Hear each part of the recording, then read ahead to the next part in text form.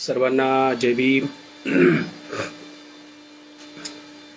बहुजन संघटक पेजवरती आज जो विषय लावलेला आहे तो विषय आहे डॉक्टर बाबासाहेब आंबेडकरांना अपेक्षित राजकीय प्रतिनिधित्व आणि दिशा. हा विषय लावण्यामागचे कारण असं आहे की बाबासाहेब आंबेडकरांच्या नावानं खूप साऱ्या राजकीय पक्ष काम करत आहेत आणि समाजामध्ये वेगवेगळे पक्ष काम करतात, वेगवेगळे लोक येतात. त्या संदर्भात बाबासाहेब आंबेडकरांची राजकीय भूमिका काय होती हे समजून घेण्यासाठी हा विषय लावलेला आहे. बाबासाहेब आंबेडकरांना आपल्याला माहीत आहे की जे आरक्षण दिलं, आरक्षण 4 प्रकारचं आपल्याला मिळालेलं आहे. आपल्याला नोकरीमध्ये आरक्षण मिळालेलं आहे, त्याच्यानंतर नोकरीमध्येच प्रमोशनमध्ये आरक्षण मिळालेलं आहे, त्यानंतर शिक्षणामध्ये आरक्षण मिळालेलं आहे आणि चौथी जी गोष्ट आहे ती राजकीय आरक्षण मिळालेलं आहे. हे जे राजकीय आरक्षण आहे हे राजकीय आरक्षणासंदर्भामध्ये भरपूर सारे गैरसमज आहेत. काही गोष्टी क्लिअर होणं आवश्यक आहे.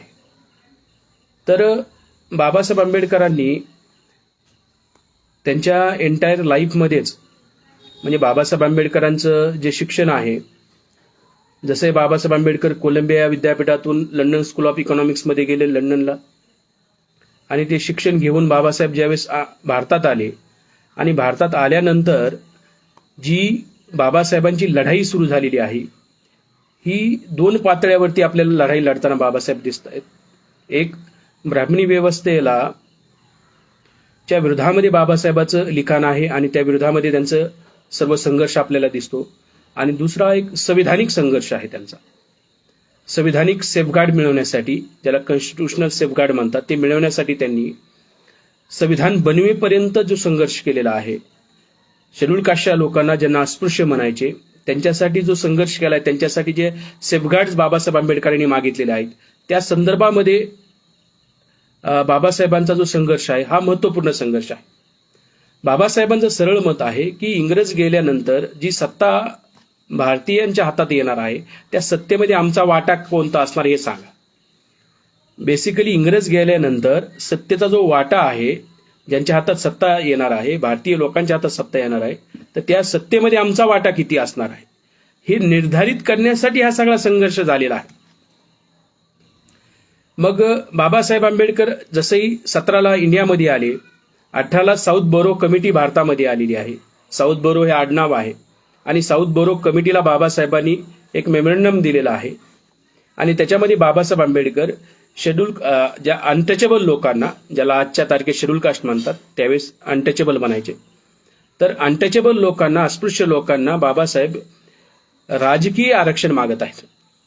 आणि ते कशा प्रकारे आरक्षण मागत आहेत, ते सेपरेट इलेक्टोरेट, स्वतंत्र मतदारसंघाद्वारे आम्हाला आमचं राजकीय आरक्षण पाहिजे आहे असं बाबासाहेब आंबेडकर 1918ला साऊथ बोरो कमिटीला निवेदन देत आहेत. त्याच काळामध्ये जे विठ्ठलरामजी शिंदे आहेत, ज्यांनी 1906ला डिप्रेस क्लास मिशन काढलेलं आहे, विठ्ठलरामजी शिंदेनं सुद्धा एक मेमोरंडम दिलं साऊथ बोरो कमिटीला आणि साऊथ बोरो कमिटीला मेमोरंडम देऊन सांगितलं की अस्पृश्यांचे प्रतिनिधी विधानमंडळामध्ये असावेत, परंतु ते अस्पृश्यच असावेत याची काही गरज नाही. बाबासाहेब आंबेडकरांचं म्हणणं होतं अस्पृश्य लोकांचे प्रतिनिधी विधानमंडळात असले पाहिजेत आणि ते अस्पृश्यच असले पाहिजेत आणि अस्पृश्यांनीच निवडून दिलेले असले पाहिजेत. तर विठ्ठलरामजी शिंदे काय म्हणतात, अस्पृश्यांचे प्रतिनिधी असले पाहिजेत पण ते अस्पृश्यच असावेत याची काही आवश्यकता नाही. हा फरक आहे. आणि त्याच्यानंतर या साऊथ बोरो कमिटीच्या नंतर 1919ला फर्स्ट इंडिया ऍक्ट जो पारित झाला, सर्व भारतीय लोकांचं म्हणणं त्यांनी एकगट्टा केलं आणि पहिला भारतीय अधिनियम ज्याला म्हणतात 1919चा पारित झाला. ब्रिटिशांनी जे धोरण ठरवलेलं होतं हे सरळ धोरण होतं की आम्ही टप्प्याटप्प्याने तुम्हाला स्वातंत्र्य देऊ. आणि त्याचा नेक्स्ट टप्पा आला. ही 17ला त्यांनी घोषणा होती की टप्प्याटप्प्यात आम्ही स्वातंत्र्य देऊ. 17ला घोषणा केली, एक 27ला टप्पा देण्याचं ठरलं, एक 37ला देऊ आणि 47ला आझादी मिळालेली आहे. त्यामुळे 30 वर्षानंतर पुढची आझादी मिळालेली आहे. तर ज्यावेळेस 10 वर्ष पूर्ण होत आहेत, या साऊथ बोरो कमिटीच्या नंतर जे 10 वर्ष पूर्ण झाले, तर त्यानंतर आणखी काय अधिकारामध्ये वाढ केली पाहिजे म्हणून सायमन कमिशन भारतामध्ये आलेला आहे. आणि त्या सायमन कमिशनला सुद्धा बाबासाहेब आंबेडकरांनी वेलकम सायमन केलेलं आहे. तर अख्ख्या भारतामध्ये काँग्रेसनं सायमन गो बॅक सायमनचे नारे दिलेले आहे. सायमनला वापस जावं. आणि सायमन कशासाठी आलेला आहे, तर भारतीय लोकांकडे जर आम्हाला सत्ता हस्तांतरण करायचं आहे, तर भारतीय लोक किती परिपक्व झालेली आहेत, त्यांना मताचा अधिकार किती दिला पाहिजे, त्यांचे आरक्षण कसं असलं पाहिजे, ह्या सगळ्या गोष्टी ठरवण्यासाठी सायमन कमिशन भारतामध्ये आलेलं आहे. तर याला काँग्रेसनं विरोध केला आणि जोरदार विरोध केला.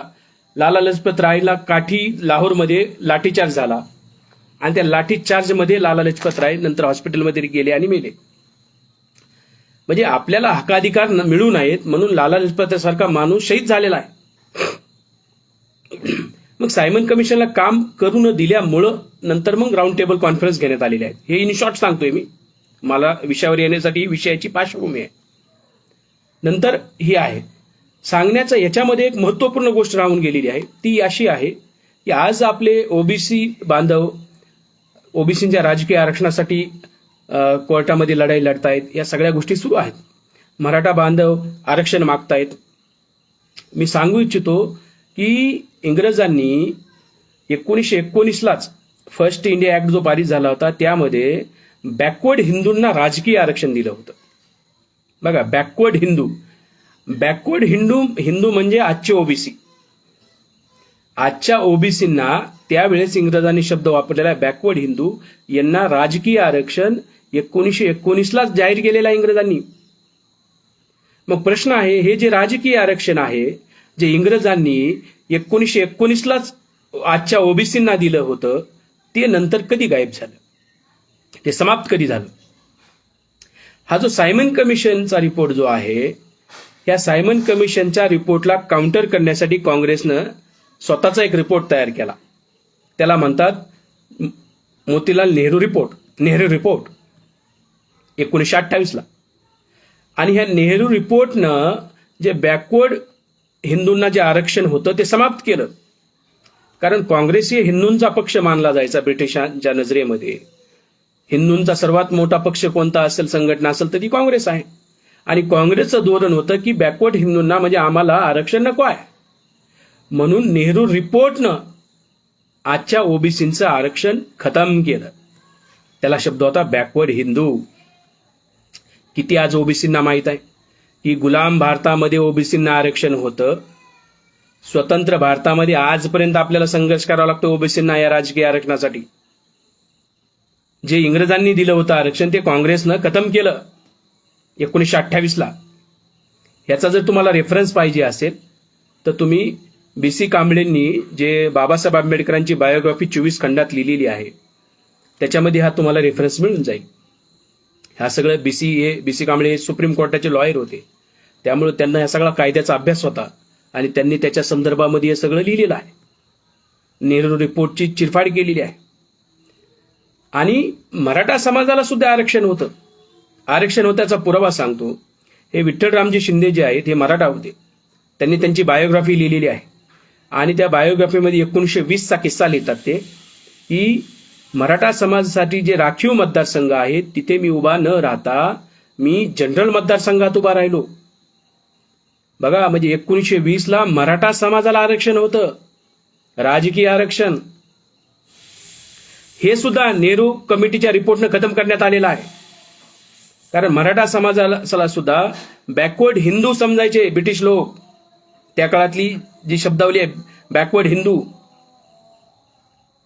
तर नेहरू रिपोर्टनं मराठा समाजाचं राजकीय आरक्षण समाप्त केलं, बॅकवर्ड हिंदूचं म्हणजे ओबीसीचं एक आरक्षण समाप्त केलं. हा या सायमन कमिशन आणि नेहरू रिपोर्टच्या दरम्यानचा सर्वात मोठी घडामोड आहे. आता त्यानंतर राऊंड टेबल कॉन्फरन्स झालेली आहे. राऊंड टेबल कॉन्फरन्स मधला तुम्हाला ते सगळा डिटेलमध्ये न जाता राऊंड टेबल कॉन्फरन्समध्ये गांधीजींनी विरोध केलेला आहे बाबासाहेब आंबेडकरांना आणि टोकाचा विरोध झालेला आहे. आणि ते झाल्यानंतर सर्व लोक भारतात येत आहेत दुसऱ्या राऊंड टेबल कॉन्फरन्स नंतर. आणि 17 ऑगस्ट 1932ला कम्युनल अवॉर्ड डिक्लेअर झाला आणि त्याच्यामध्ये पहिल्यांदा अस्पृश्य लोकांना, ज्यांना आपण शेड्यूल कास्ट आज म्हणतो, त्यांना राजकीय आरक्षण जाहीर झालं. म्हणजे अस्पृश्य लोकांना पहिल्यांदा जर कधी राजकीय आरक्षण मिळालं असेल तर ते मिळालेलं आहे 17 ऑगस्ट 1932 ला. आणि ते कसं मिळालं होतं तर ते होतं स्वतंत्र मतदारसंघाद्वारे. आणि नंतर गांधीजी त्या निर्णयाच्या विरोधामध्ये उपोषणाला बसले आणि 24 सप्टेंबरला 1932 ला पुणे करार झाला. आणि पुणे करारामध्ये काय झालं तर स्वतंत्र मतदारसंघ मायनस झाले आणि आपल्याला राखीव मतदारसंघ मिळाले. स्वतंत्र मतदारसंघ आपले मायनस झाले आणि आपल्याला जॉईंट इलेक्टोरेट मिळाले. सेपरेट इलेक्टोरेट गायब आणि जॉईंट इलेक्टोरेट आले. ह्याच्यात काय फरक आहे? हा सरळ सरळ फरक आहे की अगोदर काय होतं की अस्पृश्य लोकच उमेदवार असणार आणि अस्पृश्य लोकच मतदान करणार. त्यामुळे अस्पृश्यांचा खरा प्रतिनिधी निवडून जाण्याचे चान्सेस होते. जॉईंट इलेक्टोरेट म्हणजे आत्ताची जी पद्धत आहे, आताच्या पद्धतीत काय होतं, उमेदवार अस्पृश्य असतो म्हणजे शेड्यूल कास्टचा असतो किंवा शेड्यूल टाईपचा असतो, परंतु मतदान मात्र सगळे करतात. आता शेड्यूल कास्टची ऑल ओव्हर इंडियामध्येच लोकसंख्या 16% आहे. जर महाराष्ट्रामध्ये तर 13% आहे. आता मला सांगा, जर 15% जर राऊंड फिगर आपण पकडलं, 15% लोकांनी एकाच उमेदवाराला जरी मतदान केलं तरी तो व्यक्ती निवडून येऊ शकत नाही. जे 85 राहिलेले ज्याला मतदान करतील तोच व्यक्ती निवडून येणार. त्यामुळं पुणे करारामुळे काय झालं, खरे प्रतिनिधी निवडून येणं बंद झालं आणि डुप्लिकेट लोक निवडून यायला सुरुवात झालेली आहे. हा सगळा पुणे कराराचा इतिहास आहे. त्यानंतर ह्याच जो पुणे कराराला विफल करण्यासाठी, पुणे करारामुळे कोंडी निर्माण झाली, याला हे करण्यासाठी बाबासाहेब आंबेडकरांनी 1942 ला एक मोठी व्यापक रणनीती आखली आणि नागपूरला शेड्यूल कास्ट फेडरेशनची स्थापना केली 19 जुलै 1942 ला. आणि त्या शेड्यूल कास्ट फेडरेशनच्या स्थापनेनंतर शेड्यूल कास्ट फेडरेशननं प्रमुख मागणी जी केलेली आहे ती मागणी होती सेपरेट सेटलमेंटची, की आम्हाला सेपरेट सेटलमेंट हवी आहे. बघा, अगोदर होते सेपरेट इलेक्टोरेट, ते आपल्याकडून हिसकावून घेण्यात आले. नंतर मागणी आलेली आहे सेपरेट सेटलमेंट. कारण जो भारत आहे या मॅक्झिमम खेड्यामध्ये राहतो आणि खेड्यामध्ये जाती व्यवस्था स्ट्रॉंग आहे. शहरामध्ये समजा मी औरंगाबादला राहतो, औरंगाबादमध्ये अस्पृश्य लोकांवरती, इथल्या शेड्यूल कास्टच्या लोकांवरती अन्याय अत्याचार करण्याची कोणी हिंमत करत नाही. कारण शहरामध्ये अस्पृश्य लोक मोठ्या संख्येनं राहतात आणि डेरिंगनं राहतात. परंतु खेड्यामध्ये हा जो प्रकार आहे, खेड्यामध्ये जाती व्यवस्था स्ट्रॉंग असते आणि महारा मांगाचे घरं एकदम थोडे असतात आणि तिथंच सर्वात जास्त अन्याय अत्याचार होतो. म्हणून अस्पृश्यतेचे चटके हे खेड्यात आहेत. मग बाबासाहेब आंबेडकरांनी सांगितलं की सेपरेट सेटलमेंट आम्हाला पाहिजे. आणि सेपरेट सेटलमेंटची मागणी बाबासाहेबांनी संविधान सभेपुढे सुद्धा मांडलेली आहे. जे स्टेट अँड मायनॉरिटी नावाचं मेमोरंडम बाबासाहेबांनी, हे जे स्टेट अँड मायनॉरिटी जे मेमोरंडम दिलेलं आहे, यामध्ये सुद्धा बाबासाहेबांनी सेपरेट सेटलमेंटची मागणी केलेली आहे. सेपरेट सेटलमेंट, परंतु हे सुद्धा या गोष्टी झालेल्या नाहीत. तिसरं, त्यानंतर बाबासाहेबांनी जी रणनीती आखली की जर ह्याला आणखी विफल करायचं असेल पुणे कराराला, तर आपल्याला काय करावं लागेल, तर SC ST OBCना एकत्रित करावं लागेल आणि त्यांना एकत्रित करून एक राजकीय पर्याय निर्माण करावा लागेल. आणि तो पर्याय बाबासाहेब आंबेडकरांनी रिपब्लिकन पार्टी ऑफ इंडिया हा एक कन्सेप्ट ठेवला. आणि हा कन्सेप्ट याचसाठी होता, रिपब्लिकन पार्टी ऑफ इंडिया. त्याच्या जो ओपन लेटर बाबासाहेबांनी प्रकाशित केलं होतं, जे ओपन लेटर अवेलेबल आहे आज बाबासाहेबांच्या रायटिंग अँड स्पीचेसमध्ये, त्यामध्ये बाबासाहेब सरळ सरळ म्हणतात की हा पक्ष सर्व बॅकवर्ड लोकांचा पक्ष राहील. म्हणजे शेड्यूल कास्टच्या जीवावर आपण निवडून येऊ शकत नाही, त्यासाठी आपल्या समदुःखी जे काही लोक आहेत त्यांना आपल्याला सोबत घ्यावं लागेल. आणि त्यांना सोबत घेताना त्यांच्यासोबत बेटी व्यवहार आणि रोटी व्यवहाराची अट घालू नका, हे बाबासाहेब आंबेडकर सांगतायत. त्यांच्यासोबत ही अट घालू नका, हे महत्वपूर्ण गोष्ट बाबासाहेब आंबेडकर बोलतायत. तर हा सुद्धा बाबासाहेब आंबेडकरांचा प्रयोग होता एक राजकीय प्लॅटफॉर्मवर या SC ST OBCना एकत्रित करण्याचा. आणि त्यासाठी त्यांनी एक नवीन कन्सेप्ट मांडला होता, तो होता रिपब्लिकन पार्टी ऑफ इंडिया. आता बाबासाहेब आंबेडकरांनी रिपब्लिकन पार्टी ऑफ इंडियाची स्थापना ते करू शकले नाहीत, त्या अगोदरच त्यांचं महापरिनिर्वाण झालेलं आहे. ही सगळी जर परिस्थिती बघितली तर ह्या सगळ्या परिस्थितीच्या पार्श्वभूमीवर बाबासाहेब आंबेडकरांना जे अपेक्षित जे काम होतं, जे अपेक्षित आपले प्रतिनिधी विधानमंडळामध्ये गेले पाहिजे, संसदेमध्ये गेले पाहिजेत. परंतु सध्याची जी राजकीय व्यवस्था आहे त्याच्यामध्ये अशा प्रकारचे प्रतिनिधी, जे लढाकू प्रतिनिधी आहेत, ते जाऊ शकत नाहीत. म्हणून बाबासाहेब आंबेडकरांनी नंतरच्या काळामध्ये ह्या भूमिकेला आणखी एक बदल केलेला आहे आणि तो बदल फार महत्त्वपूर्ण आहे.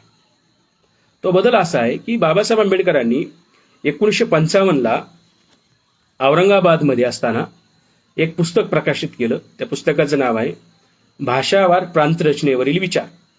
23 डिसेंबर 1955ला औरंगाबादच्या नागसेन परिसरातून पुस्तक प्रकाशित केलं. आणि या पुस्तकामध्ये बाबासाहेब आंबेडकरांनी महत्त्वपूर्ण गोष्ट सांगितली की हे जी सेपरेट इलेक्टोरेट आहेत किंवा जॉईंट इलेक्टोरेट आहेत, याची आता आपण चर्चा बंद केली पाहिजे. याची चर्चा आता आपण बंद केली पाहिजे आणि कम्युनिटी वोटिंग सिस्टम आणि प्लुरल मेंबर कॉन्स्टिट्युएन्सीची चर्चा सुरू केली पाहिजे. बघा, जॉईंट इलेक्टोरेट किंवा सेपरेट इलेक्टोरेटची चर्चा बंद केली पाहिजे, म्हणजे पुणे करारची चर्चा बंद केली पाहिजे आणि नवीन चर्चा सुरू केली पाहिजे. ती आहे कम्युनिटिव्ह वोटिंग सिस्टम आणि प्लुरल मेंबर कॉन्स्टिट्युएन्सी, म्हणजे बहुपर्यायी प्लुरल बहु मेंबर सदस्य आणि मतदारसंघ. तर एक समजा फॉर एक्झाम्पल औरंगाबाद मतदारसंघ आहे, औरंगाबाद लोकसभा. तर ह्या औरंगाबाद लोकसभेमधून 3 खासदार निवडून जाणार. ज्याला नंबर 1चं वोट आहे तोही खासदार असणार, ज्याला नंबर 2चं वोट मिळाले तोही खासदार असणार, ज्याला नंबर 3चं वोट मिळाले तोही खासदार राहणार. 3 खासदार जाणार. बाबासाहेबांना वाटत होतं की आपण शेड्यूल कास्ट लोक आणि बॅकवर्डांचा जो पक्ष आहे, ही जरी परिस्थिती जरी बघितली तर आपण जास्तीत जास्त चान्सेस आहेत की 2 नंबरला राहण्याची. त्यामुळे जर पहिल्या नंबरचा जर खासदार फॉर एक्झाम्पल पहिल्या नंबरच्याला सध्याच्या पद्धतीमध्ये 1 लाख वोटिंग पडलं आणि दुसरा जो आहे त्याला 99,000 वोटिंग पडलं. आता 99,000 याच्या मागे लोक आहेत ना. बाबासाहेबांचं म्हणणं होतं ज्याला 1 लाख वोटिंग पडलंय त्यालाही खासदार करा, ज्याला 99,000 वोटिंग पडलंय त्यालाही खासदार करा, जो 2 नंबरला राहिलेला आहे. कदाचित 3 नंबरला 80,000 वोट आहेत, त्या 80,000 वाल्याला खासदार करा. प्लुरल मेंबर कॉन्स्टिट्युएन्सी आणि एका माणसाला त्या 3 लोकांना 3 मताचा अधिकार ठेवा. कम्युनिटिव्ह वोटिंग सिस्टम. बाबासाहेब आंबेडकर म्हणतात याची आता आपण जोरदार चर्चा केली पाहिजे, ही मागणी लावून धरली पाहिजे. पण खेदानं ही गोष्ट आहे की आंबेडकरी चळवळीमध्ये या संदर्भामध्ये जास्त चर्चा होताना दिसत नाही. पुणे कराराची चर्चा होते, पुणेकरांचा धिक्कार होतो, कुणी पुणेकरांचं समर्थन करतंय याची चर्चा होते. पण बाबासाहेबांनी ज्याची चर्चा करा म्हटले त्याची चर्चा होताना दिसत नाही. ज्याची चर्चा करू नका म्हटले त्याची मात्र चर्चा होते. ज्याची चर्चा करू नका म्हटले तुम्ही त्याची चर्चा करतात, मला काही प्रॉब्लेम नाही. परंतु ज्याची चर्चा करा म्हटले त्याची चर्चा करायला पाहिजे ना. जे बाबासाहेब आंबेडकरांचे रायटिंग अँड स्पीचेस 21 खंड आहेत, त्या 21 खंडाचा जर अभ्यास केला आणि त्याच्यामध्ये हे जे स्टेट अँड मायनॉरिटी आहे किंवा जे 55 भाषावार प्रांत रचनेवरील विचार आहे, याचा जर कलेक्टिव्ह अभ्यास केला तर एक गोष्ट लक्षात येते की बाबासाहेब आंबेडकरांना आपल्या समाजासाठी जवळपास 70 संविधानिक सेफगार्ड आवश्यक होते. म्हणजे बाबासाहेबांनी संविधानिक सेफगार्डसाठी संघर्ष केलेला आहे आणि त्याची संख्या आहे 70. हे स्टेट अँड मायनॉरिटीमध्ये ते बहुसंख्य सेफगार्ड त्यांनी टाकलेले आहेत. हे एक मेमोरंडम आहे जे संविधान सभेला दिलेलं आहे. हे बाबासाहेबांचं पर्सनल संविधान आहे. म्हणजे बाबासाहेबांना अपेक्षित असणारं संविधानामध्ये काय असावं हे या पुस्तकामध्ये आहे. जे भारताचं संविधान बनलं त्या संविधानामध्ये या 70 बाबीपैकी फक्त 7 बाबीचा समावेश झालेला आहे. 63 ज्या बाबी आहेत, जे 63 सेफगार्ड्स आहेत ते संविधानात आलेले नाहीत. फक्त 7च्या गोष्टी संविधानात आलेल्या आहेत. मग एवढ्या कमी जर गोष्टी संविधानात आलेल्या आहेत, ज्या राहिलेल्या ज्या 63 गोष्टी आहेत, ज्या 63 संविधानातल्या सेफगार्ड्स आहेत, त्याच्या संदर्भात संघर्ष व्हायला पाहिजे होता. आपल्याला एक उदाहरण माहित आहे, सर्वांनाच उदाहरण माहित आहे की नानकचंद रत्तूंनी तो किस्सा लिहिलेला आहे की बाबासाहेब आंबेडकर रडत असतात. तो एकदा दरवाजातून बघतो आणि एकदा धाडस करून बाबासाहेबांना विचारतो, तुम्ही रडता का? तर बाबासाहेब सांगतात, गंभीर होऊन सांगतात की मी हा जो रथ हा इथपर्यंत आणलेला आहे, जर तुमच्याच्यानं पुढी जर घेऊन जाणं शक्य नसेल तर नका घेऊन जाऊ, पण तो रथ कमीत कमी वापस जाऊ देऊ नका. लहानपणी आम्हाला वाटायचं रथ म्हणजे असा काहीतरी रथ असावा तो, आणि बाबासाहेबांनी रथ आणून ठेवलेला आहे. तो रथ म्हणजे काय आहे, जर ह्या ज्या 70 संविधानिक सेफगार्ड्स आहेत त्याच्यातले बाबासाहेबांनी 7 मिळवलेले आहेत संविधानामध्ये, आणि जे राहिलेले आहेत त्याच्यासाठी संघर्ष करणे. रथ इथपर्यंत 7 पर्यंत आलेला आहे. तुमच्याच्याने पुढे जर घेऊन जाणं नसेल, 8वा सेफगार्ड, 9वा सेफगार्ड, 10वा सेफगार्ड जर मिळवणं शक्य नसेल तर नका मिळवू, काय हरकत नाही. परंतु कमीत कमी हे जे 7 संविधानिक अधिकार आपल्याला संविधानात आलेले आहेत हे तरी टिकवा. हे बाबासाहेबाला म्हणायचं आहे. आज काय परिस्थिती आहे, 1950 पासून आज या 72 वर्षामध्ये बाबासाहेब आंबेडकरांनी जे संविधानिक सेफगार्ड आपल्याला दिलेली होती त्याची काय अवस्था आहे, हे सर्व समाप्त करण्याच्या दिशेने आहे. सर्व आपल्याला मताचा अधिकार मिळाला, प्रौढ मताचा अधिकार ईव्हीएम न खतम करून टाकला. आपल्याला नोकरीतलं आरक्षण दिलं, गव्हर्नमेंटनं प्रायव्हेटायझेशन करून टाकलं, सगळं सरकारी कंपन्याच ठेवल्या नाहीत. आपल्याला शिक्षणामधले आरक्षण केलं, शिक्षणाचं बाजारीकरण केलं, शिक्षणाचं खाजगीकरण करून टाकलं यांनी. आपल्याला प्रमोशनमध्ये आरक्षण मिळालं. सुप्रीम कोर्ट बार याच्यावर स्टे आणतं प्रमोशनच्या मुद्द्यावरती. आपल्याला राजकीय आरक्षण मिळालं. जे बाबासाहेब आंबेडकर म्हणत होते सध्याचे जे राजकीय आरक्षण आहे हे 10 वर्षांनंतर बंद केलं पाहिजे. म्हणजे 1950ला संविधान लागू झालं, 60ला हे बंद व्हायला पाहिजे होतं. 60ला परत त्याला 10 वर्षाची मुदत मिळाली, 70 झालं, 70ला परत 10 वर्षाची मुदत मिळाली, 80 झालं. असं करत करत आता त्याला 2030ची मुदतवाढ मिळालेली आहे. दर 10 वर्षांतर आरक्षण वाढतं आणि फ्रंट पेजला न्यूज येऊन जाते आणखी SC STचं आरक्षण 10 वर्षासाठी वाढलं. लोकांना गैरसमज होतो की आरक्षण फक्त 10 वर्षासाठीच आहे. अरे ते राजकीय आरक्षण आहे. शिक्षणातलं आरक्षण, नोकरीतल्या आरक्षणाला कोणतीही सीमा नाही, कोणताही टाइम लिमिट नाही. जोपर्यंत जाती व्यवस्था आहे, जोपर्यंत गैरबरोबरी आहे तोपर्यंत ते आरक्षण टिकणार आहे. परंतु राजकीय आरक्षण कोणीच मागत नाही. कधी कुणी तुम्ही बघितला कधी शेड्यूल कास्टच्या लोकांचा मोर्चा, आदिवासींचा मोर्चा, की हे आम्हाला राजकीय आरक्षण आमचं परत 10 वर्षासाठी वाढवा म्हणून? कधीही कुणी मोर्चा काढत नाही. परंतु हे आरक्षण वाढत दर 10 वर्षांतर हे आरक्षण वाढवतात. कुणीही मोर्चा न काढता हे आरक्षण वाढवलं जाते. तर बाबासाहेब आंबेडकरांना हे अपेक्षित नाही, हे बंद करून टाका म्हणलेले आहेत बाबासाहेब. हे जे राजकीय आरक्षण सध्या जे मिळतंय जॉईंट इलेक्टोरेटद्वारे हे बंद असलं पाहिजे, ही मागणी आहे बाबासाहेब आंबेडकरांची. किती आंबेडकरी पक्ष ही मागणी लावून धरतात? ही राजकीय भूमिका आहे ना. बाबासाहेब आंबेडकरांचं राहिलेलं काम पूर्ण करायचंय म्हणजे नेमकं काय करायचंय? बाबासाहेब म्हणले की सध्या हे जे जॉईंट इलेक्टोरेटनं जे आरक्षण दिलं जाते ते बंद केलं पाहिजे, ही बाबासाहेबांची भूमिका आहे. इव्हन बाबासाहेब आंबेडकरांनी धर्मांतर करण्याच्या 1 महिना अगोदर, धर्मांतर करण्याच्या आदल्या दिवशी जी बैठक झाली तिथेही हाच निर्णय झालेला आहे, हे जॉईंट इलेक्टोरेट बंद करा म्हणून. शेवटपर्यंत बाबासाहेब या संयुक्त मतदारसंघाद्वारे जे राजकीय आरक्षण मिळाले बंद करा या भूमिकेची आहे. ही आंबेडकर चळवळीची भूमिका असली पाहिजे. कारण यामधून काय होतंय, जे खासदार निवडून जात आहेत ते काय करतायत तिथं? हे देशविघातक कोणत्याही गोष्टी केल्या जातात. एक आता मध्यंतरी जो अशोक स्तंभ आहे आणि आपलं जे नॅशनल एम्ब्लम आहे, या नॅशनल एम्ब्लमचं ते सिंहाचं सगळं 11 विकराळ सिंह बनवले. शेड्यूल कास्टचा शेड्यूल टाईपचा एक खासदार बोलला नाही. का बोलला नाही? कारण हे सगळे जॉईंट इलेक्टोरेटनं निवडून गेलेले खासदार आहेत म्हणून ते बोलत नाही. आणि मग जर ते आपल्या हक्काधिकारात संदर्भामध्ये एक वाक्य जर तिथं बोलत नसतील तर कशाला पाहिजे आपल्याला ते? म्हणून बाबासाहेब म्हणले होते ते बंद करा. तर ही महत्वपूर्ण गोष्ट आहे. ही बाबासाहेब आंबेडकरांची अपेक्षा होती की हे सगळं बंद व्हावं. आणि इथून पुढे आपण मोठ्या प्रमाणावर कम्युनिटी वोटिंग सिस्टम आणि प्लुरल मेंबर कॉन्स्टिट्यूशनची चर्चा केली पाहिजे. ही राजकीय पक्षांनी आपली ही चर्चा केली पाहिजे.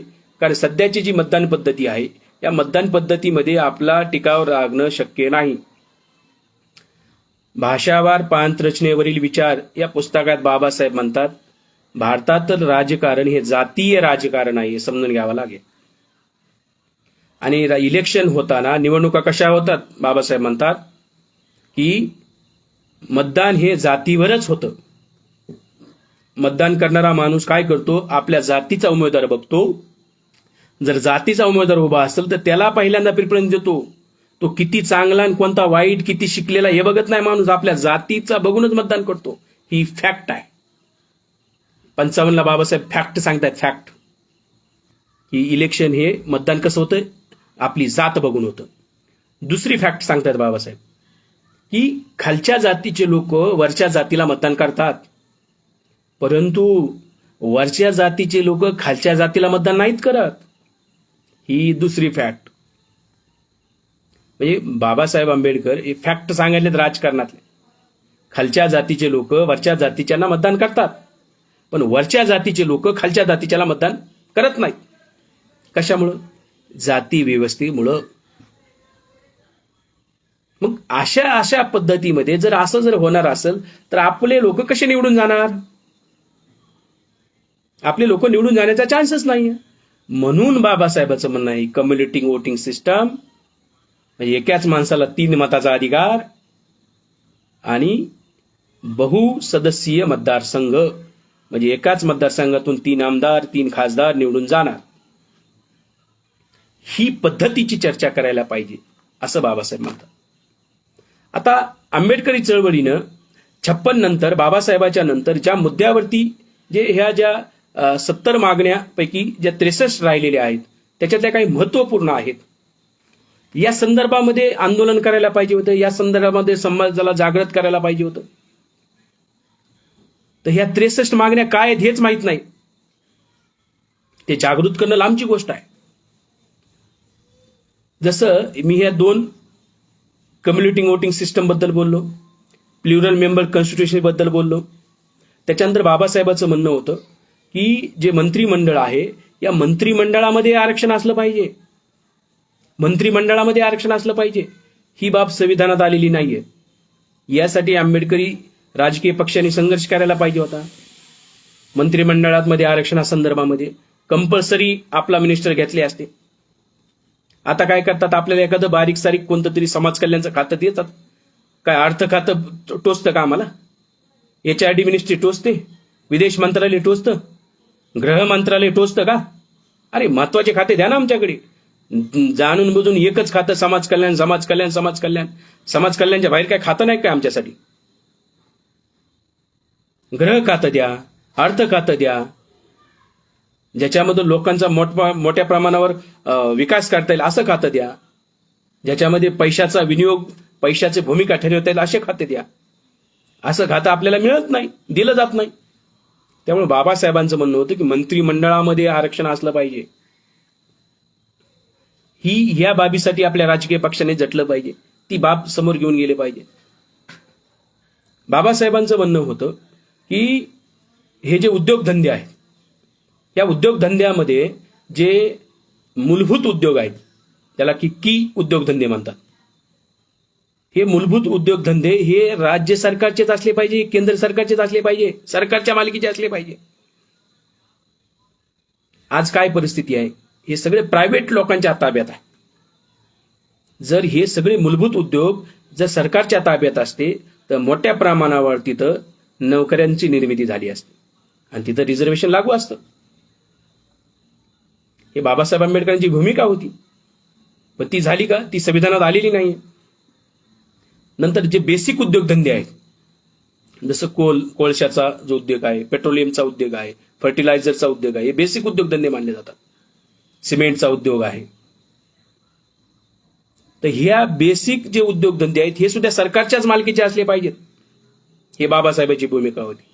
हे बेसिक उद्योगधंदे सुद्धा आज सरकारच्या मालकीचे राहिलेले नाही, हे सगळे प्रायव्हेट केलेले आहे. यासाठी आंबेडकर चळवळीने संघर्ष करायला पाहिजे होता 56 नंतर. तिसरं, बाबासाहेबांचं म्हणणं होतं की जे इन्शुरन्स सेक्टर आहे, हे इन्शुरन्स सेक्टर हे गव्हर्नमेंटचंच असलं पाहिजे. आज किती इन्शुरन्स कंपन्या आहेत? HDFC इन्शुरन्स, ICICI इन्शुरन्स, फलाना इन्शुरन्स, बिस्ताना इन्शुरन्स. LICचं ते सगळं प्रायव्हेटायझेशन करणं सुरू आहे.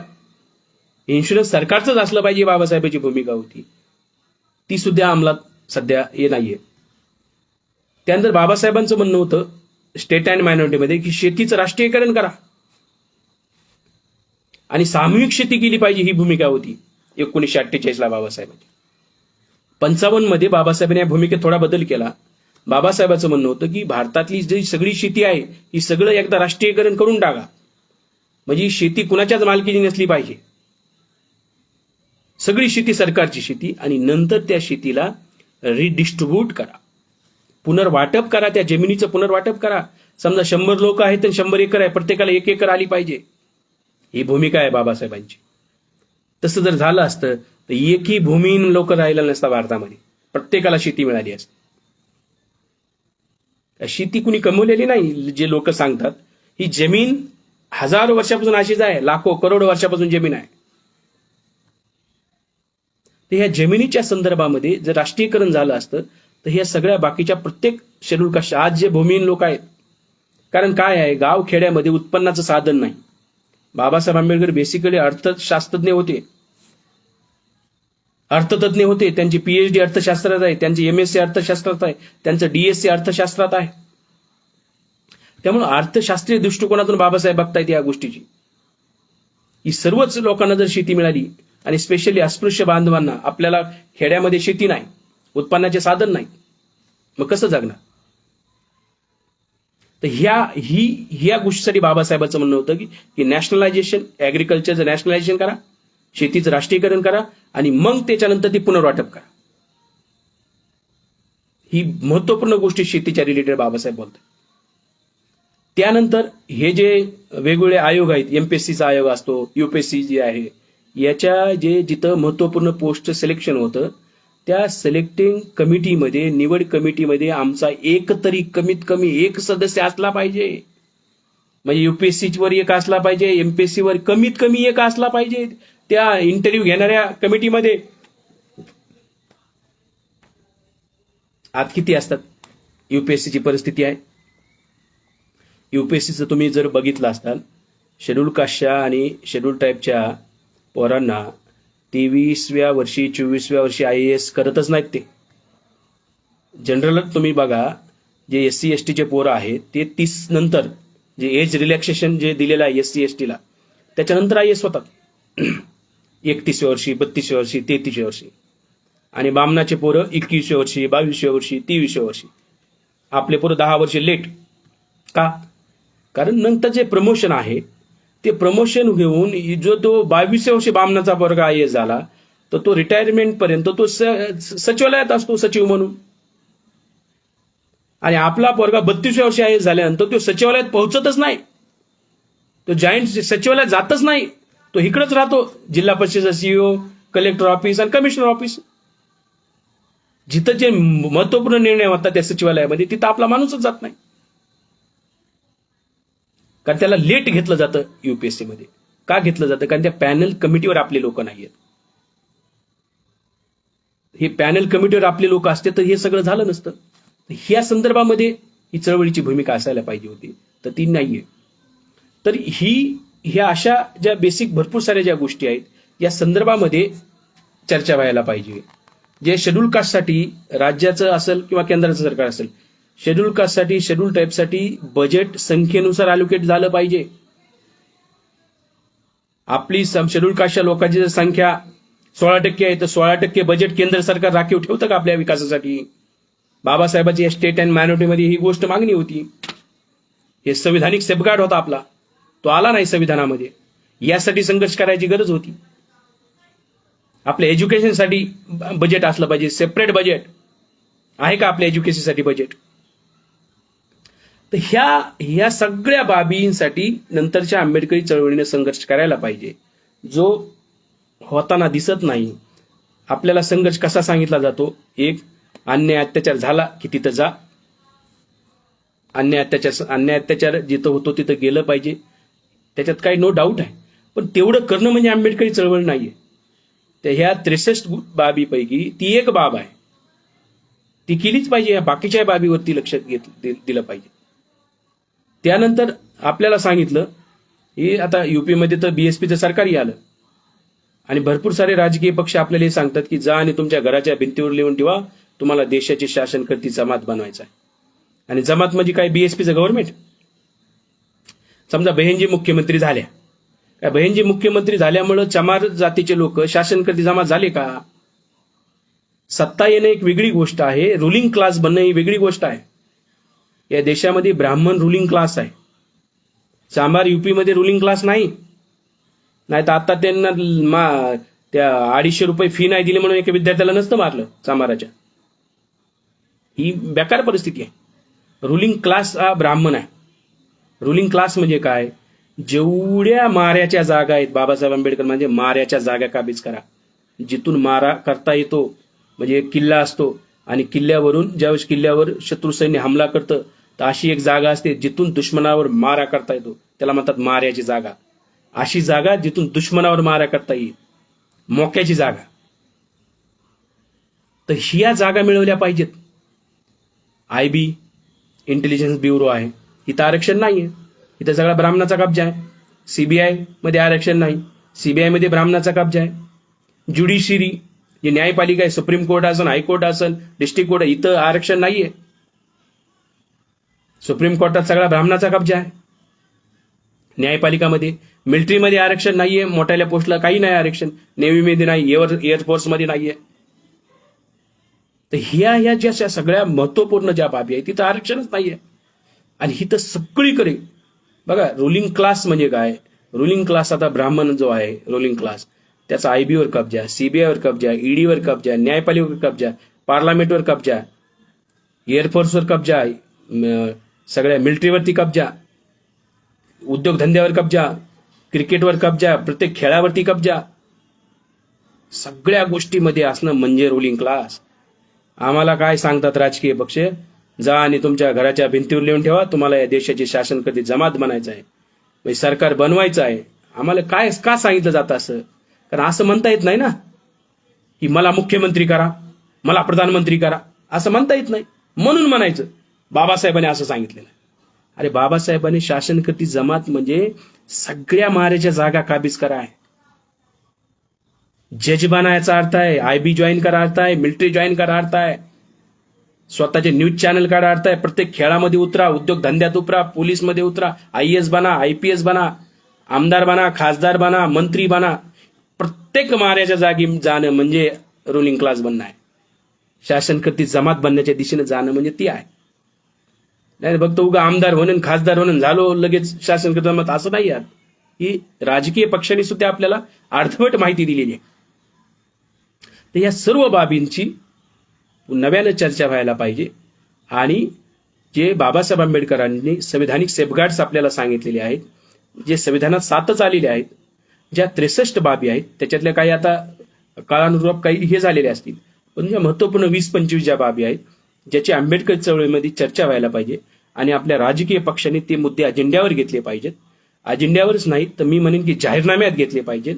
जर आंबेडकरी कोणता पक्ष मतदान मागायला आला आणि त्याला विचारा तुम्ही हे स्टेट अँड मायनॉरिटी मधले आणि बाबासाहेब आंबेडकरांनी ज्या गोष्टी सांगितल्या होत्या, ज्या राहिलेले सेफगार्ड्स आहेत, ते तुमचं सरकार आल्यावर तुम्ही मिळवून देणार आहात का?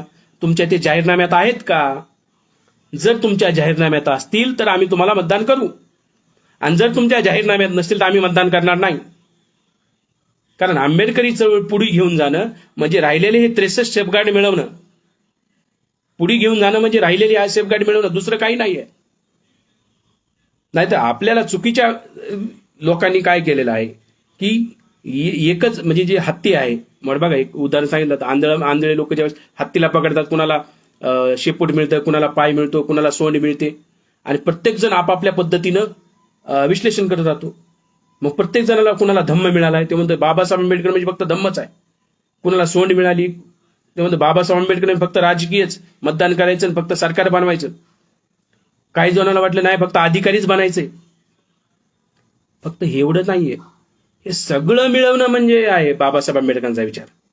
प्रत्येक माऱ्याची जागा, मोक्याची जागा मिळवणं म्हणजे बाबासाहेब आंबेडकरांचा विचार. त्यामुळं सर्व क्षेत्रामध्ये आपण गेलं पाहिजे. आंबेडकरवादी लोकांनी सर्व क्षेत्र पादांकृत केले पाहिजे. फॉरेनमध्ये गेलं पाहिजे, मोठमोठ्या युनिव्हर्सिट्यामध्ये शिकलं पाहिजे. बाबासाहेबांचं इच्छा होती, याच्यामध्ये सांगितलेलं बाबासाहेबांनी की सरकारनं असं स्पेशल बजेट ठेवावं की फॉरेनच्या विद्यापीठामध्ये आमच्या पोरांना पाठवलं पाहिजे. कारण बाबासाहेब फॉरेनच्या शिकल्यामुळं म्हणजे आपल्याला एक अर्धवट वाक्य सांगितलं जातं बाबासाहेबाचं, शिक्षण हे वाघिणीचं दूध आहे आणि जो तो प्राशन करीन तो गुरगुरल्याशिवाय राहणार नाही. हे अर्धवट वाक्य आहे. बाबासाहेबांचं म्हणणं तसं नाहीये.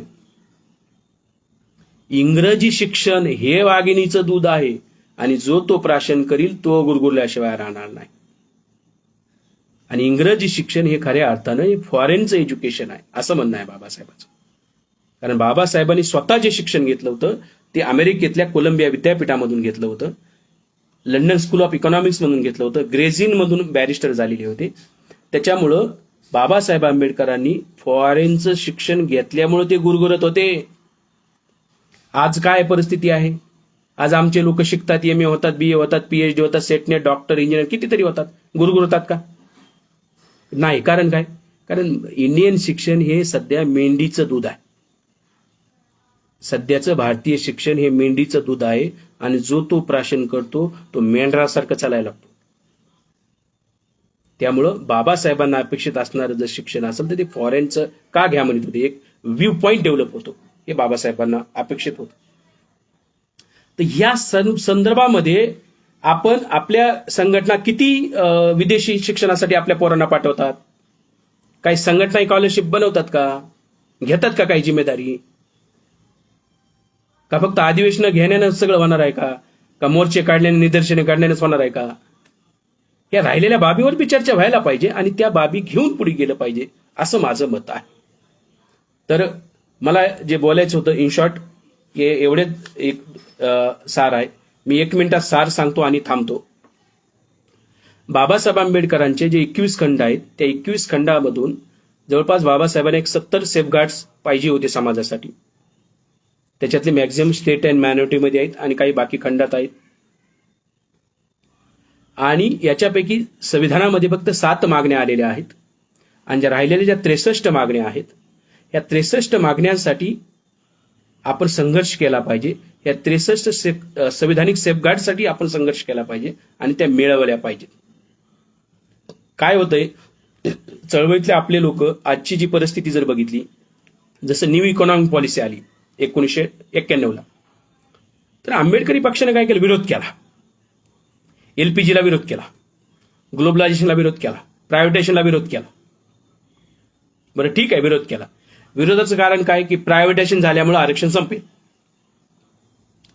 आज तेच पक्ष, त्याच संघटना 2022 मध्ये म्हणतायत की प्रायव्हेट सेक्टरमध्ये आरक्षण द्या.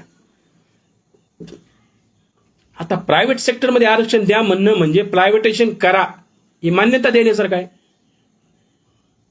मग जर तुम्हाला हेच म्हणायचं होतं तर हे तुम्ही 30 वर्षापूर्वी म्हणायचं ना, 1991लाच, की LPG आणा, आमचं काही प्रॉब्लेम नाही, पण आम्हाला त्याच्यामध्ये वाटा द्या, आम्हाला तिथं आरक्षण द्या. आपले नेते जे एवढे गधे आहेत, सॉरी हा शब्द वापरतोय, परंतु आपल्या नेत्यांनी त्या काळातल्या 91ला जे लीडर्स लोक होते त्यांनी हा विचार करायला पाहिजे होता. तेच लोक आज 30 वर्षानंतर म्हणतात, तेच नेते, की आम्हाला प्रायव्हेट सेक्टरमध्ये आरक्षण द्या. मग 91ला तुम्ही मागायचं ना. 30 वर्ष समाजाची एनर्जी वाया घालवली. 30 वर्षांतर तेच मानायचं असेल तर आता बघा, बाबासाहेब आंबेडकरांनी ज्यावेळेस संविधान बनत होतं, बाबासाहेबांची भूमिका काय होती? बाबासाहेबांची भूमिका ही होती, बाबासाहेब म्हणतात, माझी ही भूमिका नाही, नेसल तर जरीचीच नेसल, नाही तर उघडी राहील, अशी भूमिका नाही. समाजासाठी जेवढे अधिकार मिळवता येतील तेवढे मिळवा आणि राहिलेल्या अधिकारासाठी नंतर संघर्ष सुरू करा.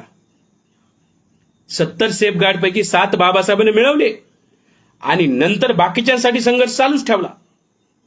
ही आहे आंबेडकरवाद, ही आहे रणनीती. आमच्या नेत्यांनी काय केलं 91ला? LPGला विरोध. मी म्हणतो की 91ला डायरेक्ट असं म्हणायला पाहिजे होतं, सरकारसमोर अट ठेवायला पाहिजे होती की आम्ही या तुमच्या पॉलिसीचं समर्थन करू, परंतु त्याच्यामध्ये शेड्यूल कास्ट, शेड्यूल ट्राईबचा वाटा काय असेल सांगा, आमचं आरक्षण काय असेल सांगा. जर आरक्षण तुम्ही आम्हाला त्याच्यात देत असाल तर आम्ही समर्थन करू, असं बोलायला पाहिजे, असं मला वाटतं. कारण आता 30 वर्षांतर आरक्षणाची मागणी करायला होत ना, मग त्याच वेळेस करायला पाहिजे होती. आता नवीन एज्युकेशन पॉलिसी आलेली आहे. त्या एज्युकेशन पॉलिसीला कम्युनिस्टांच्या नादी लागून आपले बी लोक विरोध करायला लागले. मी ती एज्युकेशन पॉलिसी वाचली. मग ह्या 91 जसं आपण केलं, एलपीजीला विरोध केला, जर आता आपण जर न्यू एज्युकेशन पॉलिसीला जर विरोध केला तर आता काय होईल माहिती आहे? 15-20 वर्षानंतर आताचे नेते काय म्हणतील नंतर, आता हे न्यू एज्युकेशन पॉलिसीमुळे काय होणार आहे? कॅम्ब्रिजचं विद्यापीठ भारतात येणार, ऑक्सफर्ड विद्यापीठ भारतात येणार, जगातले जे भारी भारी 100 विद्यापीठ आहेत ते त्यांच्या ब्रँचेस खोलणार आहेत इंडियामध्ये. म्हणजे दुनियामधले भारी भारी विद्यापीठ भारतामध्ये येणार. आपण त्याला विरोध करणार कम्युनिस्टांच्या नादी लागून. मी माझं म्हणणं आहे, नंतर जर 10 वर्षानंतर 20 वर्षानंतर आपल्याला हेच म्हणायचं असेल की आता आम्हाला त्या ऑक्सफर्डमध्ये आरक्षण द्या, आता आम्हाला त्या कॅम्ब्रिजमध्ये आरक्षण द्या, हे जर 15 वर्षानंतर मागणी करायचं असेल तर आताच आपण सरकारसमोर धोरण ठेवू ना. तुम्ही विदेशी विद्यापीठ भारतात आणतायत, काय आमचं काही म्हणणं नाही, पण त्या विद्यापीठामध्ये आमच्या एसटीच्या पोरांना आरक्षण आहे का सांगा अगोदर. जर असेल ते तर ऍडमिशन असेल आम्हाला त्या फॉरेनच्या विद्यापीठामध्ये, आमचा आरक्षणाचा कोटा निश्चित असेल तर आम्ही त्याचं वेलकम करू, आणि जर निश्चित नसेल तर आम्ही विरोध करू. ही भूमिका आपण घेतली पाहिजे असं मला वाटतं. नाहीतर परत तेच 20 वर्षानंतर आपल्याला त्या भूमिका बदलाव्या लागतील. ह्या सर्व बाबीचा कारण काय की बाबासाहेब जी भूमिका घेत होते, नेसल तर जरीची नेसल नाही तर उघडी राहील, ही माझी भूमिका नाही म्हणायले. जे मिळतंय ते मिळवा आणि पुढच्यासाठी संघर्ष चालू ठेवा. ज्या संधी येत आहेत त्याला आपण हे केलं पाहिजे आणि कॅश करून हे केलं पाहिजे. आज ग्लोबलायझेशनचा युग आहे. आज ग्लोबलायझेशन तुम्ही बघा, आपण अमेरिकेत बनलेले शर्ट पॅन्ट घालतो, कुठं चायनामध्ये बनलेला अमेरिकेमध्ये बनलेले मोबाईल वापरतो. हे टेक्नॉलॉजीचा वापर करून आज आपण बोलत आहोत. हे सगळं ग्लोबलायझेशनमुळे झालेलं आहे. ग्लोबलायझेशनचा फायदा घेता आला पाहिजे आपण. नाहीतर एक नकारात्मक ते ग्लोबलायझेशनला विरोध. कसं काय ग्लोबलायझेशनला विरोध आहे? ही बाबासाहेब आंबेडकरांनी आधुनिकतेचा स्वीकार केलेला आहे. आता ती जेवढं ग्लोबलायझेशनचा तर उलट फायदा झालाय. अगोदर मला आठवतंय माझ्या लहानपणी ज्यावेळेस कपडे शिवायला जायचो तर कपडे शिवायला तो टेलर 15 दिवस लावायचा आणि चांगले शिवायचा बी नाही. ते कसे वाटायचे कपडे. आज डायरेक्ट मॉलमध्ये जाऊ शकतो आपण आणि कपडे घेऊ शकतो डायरेक्ट. कोणते फ्रान्सचे असेल, जर्मनीचे असेल, कोणता ब्रँड घेता येतो आपल्याला. चांगले कपडे घालून फिरता येते आपल्याला. ग्लोबलायझेशनचा फायदा बी उचललेला आहे. तर ह्या गोष्टी केल्या पाहिजेत आणि भविष्याची वाटचाल जी आर्टिफिशियल इंटेलिजन्स आहे याच्यामध्ये आपल्या पोरांना आपण आता टाकलं पाहिजे. कारण बाबासाहेब आंबेडकरांनी ज्यावेळेस 42ला बाबासाहेब मिनिस्टर झाले त्या दरम्यान बाबासाहेबांचा जो इंग्रजांसोबतचा पत्रव्यवहार आहे त्या पत्रव्यवहारामध्ये बाबासाहेब म्हणतात बघा 1942ला की आमच्या पोराला शेड्यूल कास्टच्या पोरांना आता आम्ही अस्पृश्य पोरांना सायन्स अँड टेक्नॉलॉजीमध्ये पाठवलं पाहिजे. 1942ला बाबासाहेब म्हणतात की आपले पोरं सायन्स आणि टेक्नॉलॉजीमध्ये गेले पाहिजे. 42ला सायन्स अँड टेक्नॉलॉजीमध्ये ऍडमिशन घेतलं पाहिजे. 42च्या बाबासाहेबांची मागणी आहे. आता आपले आपण पोरं आर्टिफिशियल इंटेलिजन्समध्ये पाठवली पाहिजेत. हा येणारा काळ याचा आहे. कारण फेसबुकचा 7 लाईक तुम्ही करा, 7च लाईक कोणत्याही पोस्टला करा. आर्टिफिशियल इंटेलिजन्स सांगतो तुमचा विचार काय, तुमची पॉलिटिकल पार्टी काय आणि तुम्ही मतदान कोणत्या पक्षाला करणार आहे. हे आहे आर्टिफिशियल इंटेलिजन्स. तुम्ही युट्यूबवर व्हिडिओ बघा, तुम्हाला जे आवडते तेच व्हिडिओ येतात. फेसबुकवर व्हिडिओ तुम्हाला जे आवडतात तेच व्हिडिओ काय येतात. हा आर्टिफिशियल इंटेलिजन्स आहे. हा जमाना बदललेला आहे आणि त्या क्षेत्रामध्ये आपण आपली पोरं पाठवली पाहिजे. तर एवढंच सांगतो आणि थांबतो. मला बहुजन संघटकचे राहुल सर दादांनी बोलण्याची संधी दिली त्याबद्दल त्यांचे आभार. धन्यवाद. जय भीम, जय भारत.